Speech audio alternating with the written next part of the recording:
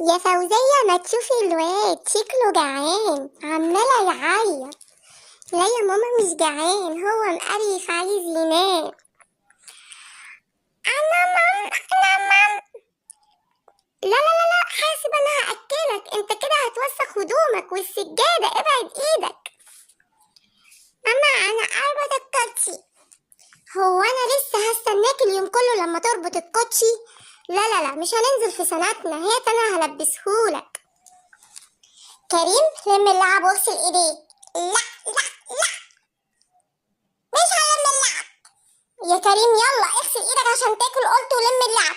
لا لا لا، انا بكرهكم. الرحمن الرحيم. اللهم صل وسلم وبارك على نبينا محمد، صلاة تحل بها العقد وتقضى بها الحوائج. السلام عليكم ورحمة الله وبركاته. ازيكم حبايب قلبي، عاملين ايه؟ ورجعنا لكم تاني وتكملة للفيديو اللي فات. كنا اتكلمنا على الثمان احتياجات نفسية للأطفال. النهاردة هنبتدي بأول احتياج ليهم، هم الطمأنينة والإحساس بالأمان، ودي من أهم الاحتياجات النفسية. أول هذه الوسائل اللي احنا ممكن نستخدمها علشان الطفل يحس معانا بالأمان ويحس إن بالطمأنينة، أول حاجة هي الرفق واللين. فالرفق والليونة في التعامل مع الأبناء بيحقق لديهم ثقة متبادلة واطمئنان نفسي وعواطف مشتركة. يا جماعة، الرفق، الهدوء اللي بالراحة، اللي هي الرحمة، نعامل ولادنا برحمة شوية. الرفق واللين هو التعبير الحقيقي عن محبة الوالدين لأبنائهم. ازاي احنا دايما بنقوله ان مفيش اهالي بيكرهوا ولادهم، وان العيال كلهم عارفين ان الاب والام بيحبوهم. طب هيوصل لهم منين ان الاب والام بيحبوهم؟ انا والله كنت بشوف ولاد وفي سن كبير، في سن مثلا ثانوي، و... وابوهم وامهم بيبقوا حرفيا طافحين الدم عشانهم، ويجي يقول لهم لا بابا ما بيحبنيش، امي عمرها ما حبتني. ايه اللي هيوصل للابن والبنت من هم صغيرين ان بابا وماما بيحبونا؟ المعاملة باللين، بالرحمة، بالرفق. الرفق عبارة عن رسالة انت بترسلها للطفل عشان يستوعب من خلالها انك بتحبه وعايز بيه الخير. الرسول صلى الله عليه وسلم بيقول ايه؟ اللهم صل وسلم وبارك على نبينا محمد. كان بيقول: ما كان الرفق في شيء إلا زانه، ولا نزع من شيء إلا شانه فسده. لو الرفق اتنزع من أي شيء، حتى لو انت معاك حق وخايف على مصلحة اللي قدامك.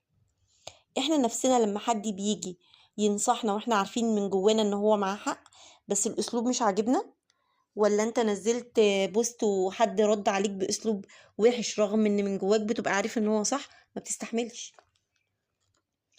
انا ليه اعمل اكله وارش عليها حبه رمله في الاخر وخلاص يعني؟ كده شكرا، انا مش عايزها. ما كان الرفق في شيء الا زانه، ولا نزع منه الا شانه. حينما قدم رجل من الاعراب على الرسول قالوا: تقبلون الصبيان؟ فما نقبلهم، انتوا بتبوسوا عيالكم الصغيرين، بتبوسوا الولاد، احنا ما بنعملش كده. الرسول قال له: وهل املك ان نزع الله من قلبك الرحمه؟ سماها رحمه.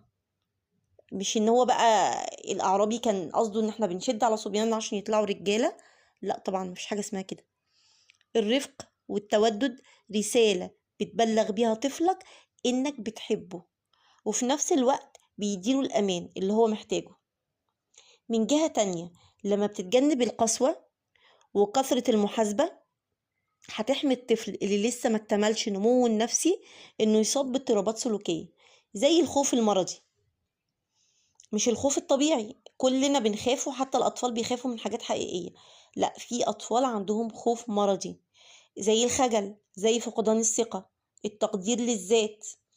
وندخل بقى في قصة التبول اللا إرادي وقصص تانية. والحقيقة لازم نعترف إن القسوة والشدة، أو إن إحنا بدايتنا بنبتدي التربية بالقسوة وبالشدة، دي عبارة عن إفلاس تربوي. يعني إيه؟ يعني المربي عاجز فاشل، مش قادر يتعامل بالكلمة الطيبة والحوار بالرحمة، بيلجأ لأسلوب الشدة، وبنلاقي الأولاد بقى يبتدوا يكذبوا عشان يتجنبوا سوء المعاملة. ما هو مش كل مرة بقى هيفضل يتعامل نفس المعاملة، لأ، هيتجنب كل ده وهيبتدي يكذب. تاني أو تالت حاجة من وسائل إشباع حاجة الطفل للطمأنينة والأمان، إن أنا أجتهد وإني أبحث عن وسائل عشان أدخل البهجة والسرور على الطفل. ده من حقهم علينا إن أنا أجعله سعيد ومسرور ومبتهج وفرحان. والحاجات ديت أو الوسائل اللي أنا هبحث عنها عشان أدخل عليه البهجة والسرور مادية ومعنوية. معنوية يعني إن أنا أبوس ولادي، أحضنهم، أدعبهم، أضمهم، أسلم عليهم، أبتسم في وشهم، أضحك معاهم، ألعب معاهم. مادية بقى إن هشتري هدايا، هشتري لعب، طبعا دون إسراف ودون تبذير، وكل واحد على قد دخله. بس دي صورة من صور التعبير عن الحب الحقيقي. وطبعا كلكم كبار وفاهمين إن ما ينفعش خالص نخلي حبنا لأولادنا مشروط، أو إن إحنا نقول لهم اعمل ده يا حبيبي عشان أحبك، أو اعمل ده عشان ما زعلش منك، أو إن أنا لو أنت ما عملتش ده أنا مش هحبك. موضوع الحب ده خط أحمر، غير قابل للمساومة، غير قابل للنقاش. ما ينفعش استعمله كسلاح عشان أخلي الطفل يعمل اللي أنا عايزاه. لازم يوصل للطفل إنه محبوب ومتقبل في جميع الأحوال. ده مش معناه إن إحنا مش هنقومه، مش معناه إن إحنا مش هنعاقب، لأ. مش معناه إن هو بس الطفل لازم يوصل له إنه مهما عمل، أنا بكره اللي هو عمله، بس أنا بحبه هو كابني.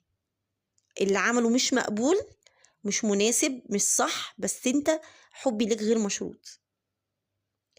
ونحط كده ما بين قوسين ان شعور الطفل انه مرغوب ومحبوب عنصر مهم عشان يكتمل نمو سوي لحد ما تتشكل شخصيته المستقرة وبتنمو عنده القدرات الإبداعية بقى، وهو متفائل وناجح.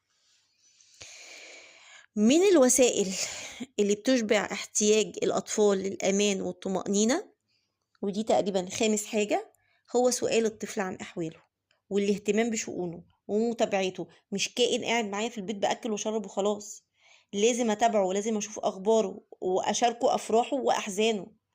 ده بيشكل قاعدة بيعتمد عليها الطفل في مواجهة صدمات الحياة بعد كده، وبيعمل تقارب بين القلوب، بيبني الثقة ما بين الطفل وما بين باباه ومامته. إن أنا لما أهتم بيه منذ الصغر، حتى لو الكلام بالنسبة لنا كان تافه، ده بيوصل للطفل إحساس إنه مهم عندنا، وبيخليك أنت نفسك كمربي سواء أم أو أب على علم بأحواله ولادكم يوم بعد يوم، وبيخليكم تحط إيديكم على مواطن الضعف والقوة في شخصية ولادكم. حاجة من سادس حاجة من الوسائل اللي احنا بنبني فيها الطمأنينة عند الطفل، إزالة الهواجس عند الأطفال تجاه الأب والأم. الأطفال أذكى مما نتصور، عندهم قوة ملاحظة كبيرة جدا، وممكن يستنتجوا حاجات بنفسهم. فلو وصل لهم إحساس مش صح، لازم احنا نصححه أول بأول عشان ما يتزعزعش استقرارهم النفسي. طب دي زي ايه؟ زي شعور ان الوالدين ما بيعدلوش ما بينهم، ما بيسووش في المعاملة بين الإخوات، بيفضلوا بعض الإخوات على بعض، مش حاسس ان هناك في عدالة. ومش قصدي ده هنا يعني انا مش قصدي هنا ان العدالة في الماديات بس وفي التوزيعات المالية بس، لا، ده بيدخل كمان العدالة في العواطف، إظهار المحبة، التودد. فلو الطفل حس بعدم العدالة هيتولد عنده مشاعر قلق وتوتر، وده بيكون من الأسباب اللي بتؤدي للعناد المفرط بعد كده. يا إما هتلاقي الطفل بقى عنيد قوي، يا إما هتلاقيه بقى منطوي ومستسلم بقى ومنزوي وبينحسر كده، وبتظهر عنده شعور بالدونية. وبعدم العدالة ده بيعمل كمان ضغائن وعداوة وكراهية وحقد وحسد بين الإخوات وبينه وبين المجتمع كله بعد كده. لما أنا أبويا وأمي أحس إن هما بيفرقوا في المعاملة، هلاقي العدالة في المجتمع بعد كده خلاص أنا حد طالع شايف إن مش هلاقي عدالة في الحياة عامة بعد كده. من فنون التعامل مع الطفل فهم نفسيته ودوافعه وسلوكه من أول يوم. التعامل يبقى ان احنا نتعامل مع الطفل ان احنا نلاحظه وننفذ لأعماقه ونشوف هو محتاج ايه بالظبط. زي ايه مثلا؟ إيه، احنا بنقول ان انا لو خليت العلاقة ما بيني وما بين الطفل سطحية، مش قادر اوصل هو محتاج ايه واشبع الاحتياجات النفسية دي عنده حسب طبيعة الطفل. يا اما هينطوي على ذاته وينكمش ويشعر بالاحباط وبالتالي هينشأ ضعيف شخصية، او هيتعامل بعدوانية وعنف حتى ألبيله الاحتياجات النفسية بتاعته. هيبقى بقى عنده هجوم، هيبقى طفل هجومي على المحيط الأسري، هياخد رد فعل انتقامي، منها على فكرة برضو التبول اللا إرادي والألفاظ اللي هو بيبقى عارف إن بتضايق أمه بيعملها. العند والعدوانية دي نتيجة حرمانه من الاحتياجات النفسية. الاحتياجات النفسية للإنسان عموما، اللي مادية أو فسيولوجية اللي محتاجها الإنسان للبقاء، زي مثلا حاجته للطعام، للمأوى، وزي حاجته ان هو يكون آمن، ان هو يقي نفسه من المخاطر، المخاوف الاجتماعية ان هو بينتمي لمجتمع او داخل جماعة. برضو هو بيبقى عايز حد يحترمه ويقدره لذاته، بيشعر بالإنسان انه بيؤدي عمل ذات قيمة، بيتحمل مسؤولية، بينجز مهام. ده له علاقة بالاستقلال والنمو، وبينمي عنده الحاجة لتحقيق الذات، وبيحقق طموحه من خلال الإنجازات اللي بيعملها.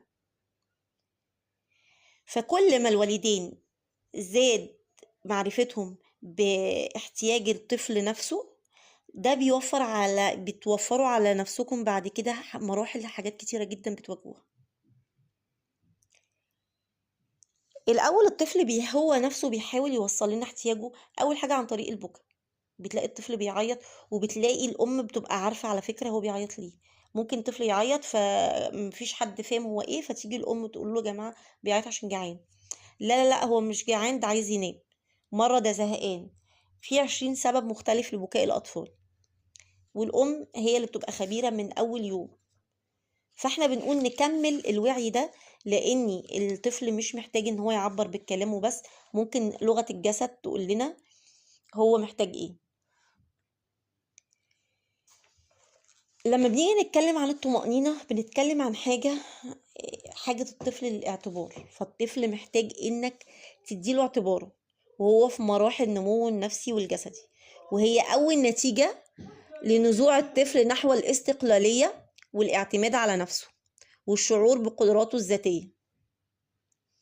ده ممكن يبقى مزعج للي حواليه، بس هو بيعمل كده عشان عايز يشوف انكم بتقدروه وبتعترفوا بيه كشخصية مستقلة له كيانه. فالشعور بالقيمة وتقدير الذات أو الثقة أمران أساسيان لاكتمال النمو النفسي. لا يمكن أن الطفل يحس بقيمته الذاتية أو أنه يحس لا يمكن أن الطفل يحس بقيمته الذاتية لو حس أنه قليل، أو أنه هو شعر بالضآلة، أو أنه نكرة، مش هينجز شيء يذكر. هنبسطها وهنقول الولد بيجي يحاول ياكل لوحده او يلبس لوحده، الام بتمنعه عشان ما يوسخش هدومه، عشان الارض اللي لسه عاملاها لسه كنسه ولسه مسحه، فما بتعملش كده، بتكبته وبتعمل هي الحاجه مكانه. لو الام فهمت ان ده هيلبي للولد احتياج نفسي انه مستقل وانه متقدر، مش هتعمل كده. وانها لازم تكون هو حاسس بايه دلوقتي، لازم تعرف ان هو حاسس دلوقتي بايه. هو لو عمل الحاجه دي بايده هيحس انه له كيان ومتقدر. وبنرجع نزعل ونقول الولد عنيد، الولد بيرفض، الولد بقى يقول لا على كل حاجه، متمرد، ما بيسمعش الكلام. لحد هنا انا حاسه ان الفيديو طول زياده عن اللازم، فاستودعكم الله الذي لا تضيع ودائعه. هنكمل في فيديو تاني لان الموضوع كبير، وقلنا الموضوع مش سهل. ولو وصلتوا لحد هنا ما تبخلوش عليا بدعم للقناة، اشتركوا في القناة وفعلوا الجرس عشان يوصل لكم كل جديد. سيبوا لي كومنت ايه مشاكلكم اللي بتواجهوها مع اولادكم، او لو انتوا اولاد ايه المشاكل اللي بتواجهكم مع ابوكم وامكم، واحنا هنحاول نرد على قد ما نقدر. والسلام عليكم ورحمة الله وبركاته.